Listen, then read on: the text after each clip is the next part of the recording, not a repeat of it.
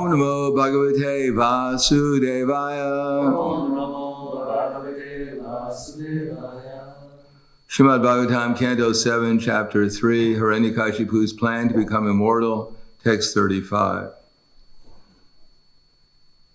Yadi dasyasya bhimatan varanme varadotama Bhutebhyastvad Visrebhyo Mrityorma Mama Prabho Yadidasyasya bhimatan Ranme Varadotama Bhutebhyastvad Visreshtebhyo Mrityoma Bun Mama Prabho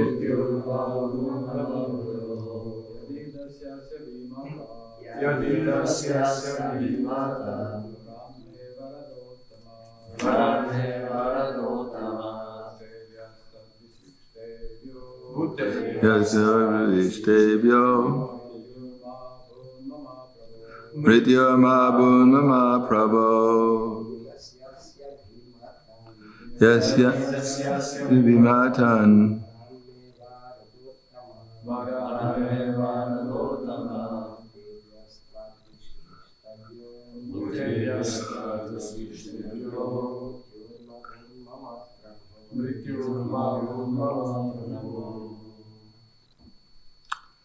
Denske Divasyami Bhimatan Varanme Varatotama Bhutebhyastvad Vishtebhyo Mrityorma Bhum Mama Prabho Yadi if Dasyasi you will give Abhimatan the desired Varan benedictions may unto me Varada Uttama O best of all benedictors Bhutebhya from living entities Twat by you Visreshtebhyo who are created Mrityu death Ma not Bhut let there be Mama my Prabho O my Lord. Translation and purport by His Divine Grace A.C. Bhaktivedanta Swami Srila Prabhupada. O my Lord, O best of the givers of benediction, if you will kindly grant me the benediction I desire, please let me not meet death from any of the living entities created by you. Purport. After being created from the navel of Garbhodaka Shayi Vishnu, Lord Brahma, the original created living being within the universe, created many other different types of living entities to reside in this universe. Therefore, from the beginning of creation, the living entities were born of a superior living entity. Ultimately, Krishna is the supreme living being, the father of all others. Aham bija pradapita. He is the seed-giving father of all living entities. Thus far, Hiranyakashipu has adored Lord Brahma as the Supreme Personality of Godhead and has expected to become immortal by the benediction of Lord Brahma. Now, however, having come to understand that even Lord Brahma is not immortal, because at the end of the millennium, Lord Brahma will also die. Hiranyakashipu is very carefully asking him for benedictions that will be almost as good as immortality. His first proposal is that he not be killed by any of the different forms of living entities created by Lord Brahma within this material world. Idi dasyas yabi matan varan me varadotama bhutebhyas tvad visdrishtebhyo mritya ma bun mama prabho. O my Lord, O best of the givers of benediction, if you will kindly grant me the benediction I desire, please let me not meet death from any of the living entities created by you. Namo Vishnu Padaya Krishna Prasthaya Bhutale Srimate Bhaktivedanta Swami Te Namane Namaste Saraswati Deve Gauravani Vicharane Nirvishesha Srinivadi Paskyatyade Satarane. The lesson we can learn from these verses is be careful what you desire. In other words, if you're going to do austerities and penances to get some benediction, find out which is the benediction which will be worthwhile. Otherwise, if you work hard to get a benediction and your objective is to get a benediction which is useless, then you're wasting your time. The only thing you get is Shrama Eva Hi Kevalam, is you get the effort you put in. That's the only thing. An example is Rikasura. Rikasura was a demon, just like Hiranyakashipu. They may be, I'm sure they were related to each other, distant cousins. We're all related because our original Pitamaha, the original great-grandfather is Lord Brahma, so all the demons are related to each other. And all the devotees are related to each other also. And the demons are related to the devotees too. It's one big unhappy family in the material world. So Vrikasura, he wanted some benediction. And he went to he met Narada Muni as usual in most of these pastimes. And he asked, who should I worship to get my benediction? So Narada Muni, knowing that he was a demon and that whatever benediction he wanted would be not beneficial. How do we know that? Because Krishna says that in Bhagavad Gita. Pravitim cha nuritim cha jana na vidu arasura. The socham na pichacharo na satyam teshu vidyate. Those who are asuras, they don't know what's to be done and what's not to be done. Neither cleanliness, nor truthfulness, nor proper behavior is found in them. And how does we know who's an asura? Well, you just ask the asura, what is your philosophy? And they say, asatyam apratishtam te jagado horanishwaram aparashparam sambhutyam kimanya kama haitukam.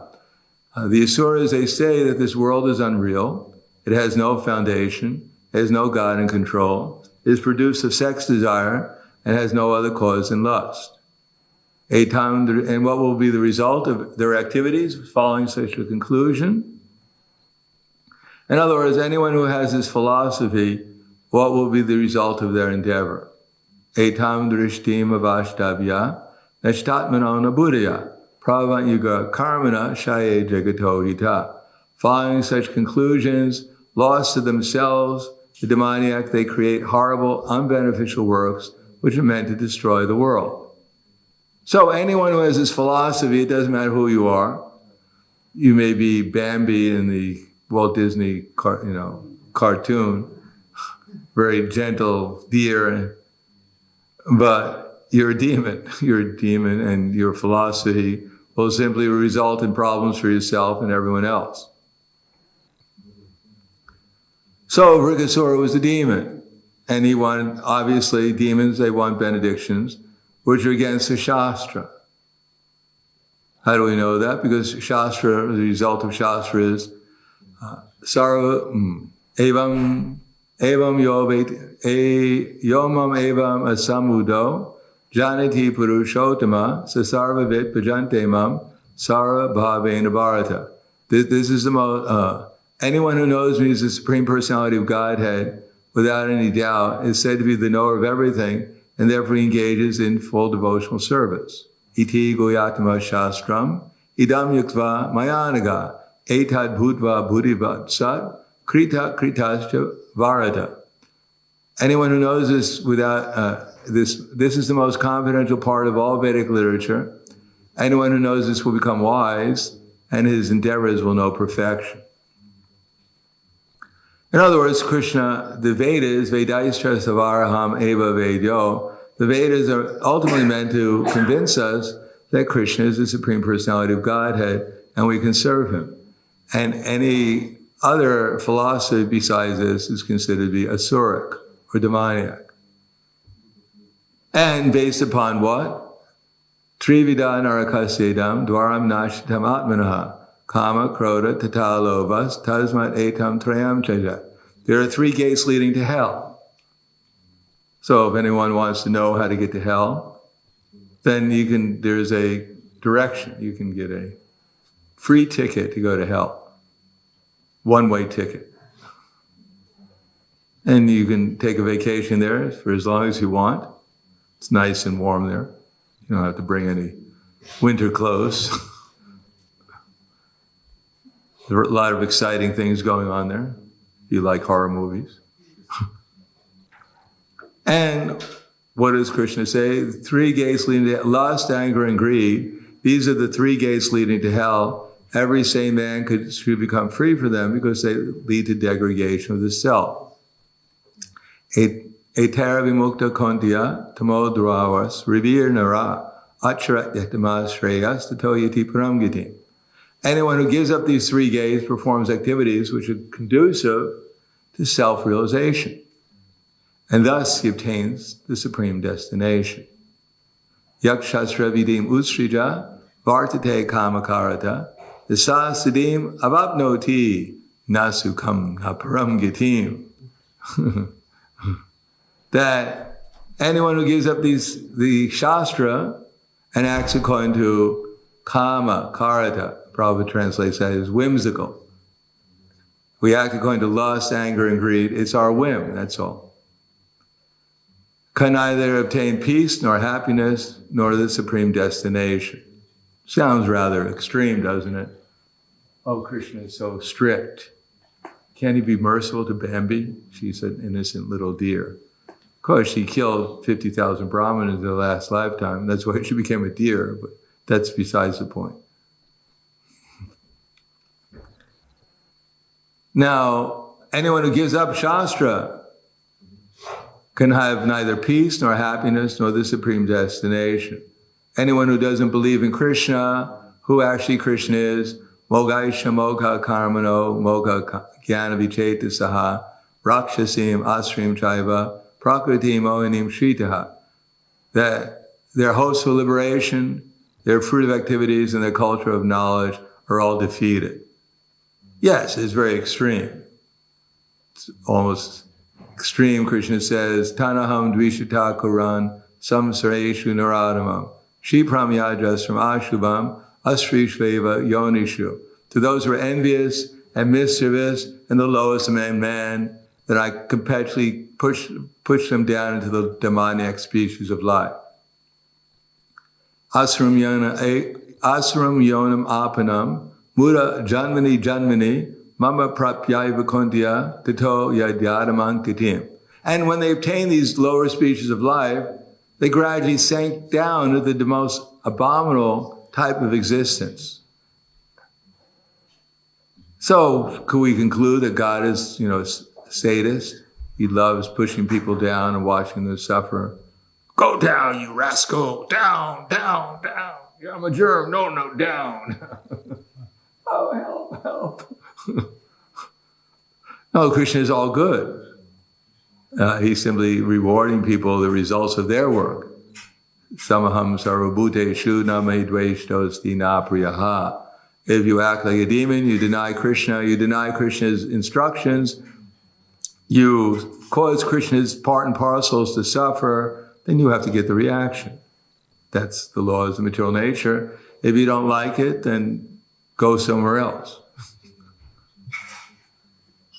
Send in a petition. See if that works. Do a demonstration. Fast. Hold your breath until you turn blue if you don't like. See if you can change the laws of nature. If not, too bad. It's like the criminal, he steals, he gets caught. He's saying, I'm independent, I don't care for the law, just leave me alone, I don't even recognize their authority. And the police are slapping him and he says, forget it, I don't recognize. They're torturing, no, forget it, you're not the authorities, you can't do anything to me. As it says in Bengal, just like a goat can eat anything, so a madman can say anything.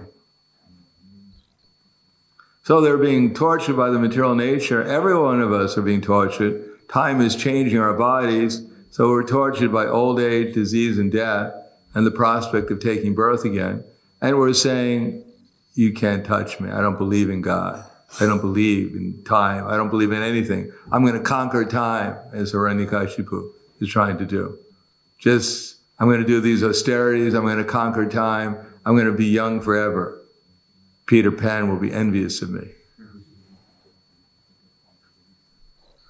Twinkle Bell will offer her respects to me. But they're crazy because they can't stop their bodies from changing even for a moment. They can't stop the material nature from changing because it's not under their will or their control. It's under Krishna's jurisdiction. Therefore, tasmat shastram pramanam te karya vyastito. Gyatva shastra vidanokta karma kartum iharasi. One should know what is duty and what is not duty by the regulations of Shastra, and one should follow that so that one can gradually become purified. So here Hiranyakashipu went through austerity. Brahma's coming. He's proclaiming that Brahma is as good as God, but he's not asking Brahma, what do you want me to do? He doesn't have any service attitude towards Brahma. If Brahma is God, he couldn't care less. He wants to get his benediction from God. And if the benediction is, I want to kill God, my dear God, please give me the benediction, I can kill you. So that was Rikasura's idea. And so Narada Muni, knowing he was an Asura, he told Rikasura, sure, you want to worship someone, worship Lord Shiva, because he's Ashutosh, and he fulfills desires of crazy people like you. If you go to Vishnu, he's sane, and Brahma, he's kind of in between. But Shiva, just get rid of the person, he gives them whatever benediction they want. So Rikasura, being a demon, he went to Kailash, he lit a fire, and started to cut the flesh from his body and throw it into the fire. Swaha, Om Shivaya Namaha, Swaha. And after some time, he was getting rather thin. And it was getting rather cold in Kailash at that time, so he decided one last effort, I'm going to cut my head and throw it into the fire. Swaha. If that doesn't work, I tried at least. So he bathed himself, just like one bathes a sacrificial animal before they sacrifice the animal. Went near the fire, took his hair, took a big knife and was about to cut off his head and swaha. And Shiva appeared from the fire and touched Rikasura, cured his wounds, and said, what are you doing? And Brahma said, actually, it wasn't out of, obligation or anything that Shiva appeared from the fire. It was out of compassion. That here is my person, he's sacrificing his body for me, and he's so ignorant, like most of the rest of my followers, that he's going to sacrifice his head. So rather than see him commit suicide in my name, he appeared, said, what do you want? He said, I want the benediction. I want a benediction. Oh, so be it. Whatever benediction. Just let me get out of here. I got a train to catch. So he said, I want the benediction that whoever head I touch will crack into thousands of pieces. So be it. Okay, I'm out of here. And then Rikasura went to Lord Shiva to touch his head, so he could kill Lord Shiva and take Parvati. So Lord Shiva became nervous because if he touched his head and it didn't work, then he would be giving out false benedictions. So the benediction would have to work, and he'd kill Lord Shiva. So Lord Shiva fled everywhere in the universe, to Brahmaloka, Indraloka, and everywhere he went there was a sign, out to lunch, or come back later. No one wanted to deal with Vrikasura. Obviously Vrikasura was not an ordinary demon, he had some mystic power. Otherwise, how could he pursue Lord Shiva? So, finally Lord Shiva went to Svetadweep, where Lord Vishnu resides, on the ocean, on the planet in the ocean of milk, in his Vaikuntha planet. And Shiva ran past Lord Vishnu. Lord Vishnu appeared as a brahmachari, as a devotee of Lord Shiva, and with matted head and a danda. And Shiva ran past Lord Vishnu. Vrikasura came and saw Lord Vishnu as a brahmachari, very attractive brahmachari. And Lord Vishnu said, "Oh, son of Shukuni." I said, "Oh, you know my father?" "Yeah, we were old friends, classmates practically." "Oh, really? You know my family? How's Dad doing?" So he got Vrikasura's confidence because he knew the family. And Lord Vishnu said, "I see you're running out of breath, maybe there's some problem that maybe I can help you with, So Lord, if you think that it's practical or worthy, if you think I'm worthy, you can tell me your problem, I'll see if I can help you out." So Vrikasura, having a little confidence in Lord Vishnu, said, my dear brahmachari, I just got this benediction from Lord Shiva, and I just wanted to test it out, kill him, so I could steal his wife. So Lord Vishnu said, "No problem." He said, "Actually, but I have reliable information that recently Lord Shiva got into a quarrel with his father-in-law, and his father-in-law cursed him to become ghostly haunted. So therefore, he's been going all around the universes and handing out false benedictions, being ghostly haunted. So I don't really have confidence in Lord Shiva's benedictions." "Oh, really? So what should I do?" "Well, my suggestion is that you touch your head and see if it works or not. And if it doesn't work, then you should go and kill that rascal, Lord Shiva." Handing out false benedictions. So under the influence of the illusory entity, Vrikasura, forgetting the power of Lord Shiva, touched his head and it cracked into thousands of pieces and he died. And another demon checked off. So the point is that demons, they want benedictions which are not good for themselves and others, and ultimately winds up in their defeat. Moga isha moga karmano moga jnana vichetasa. So before we do something, we should find out whether it's authorized ultimately by Krishna or his representatives, his bona fide representatives. Otherwise, we'll just be wasting our time.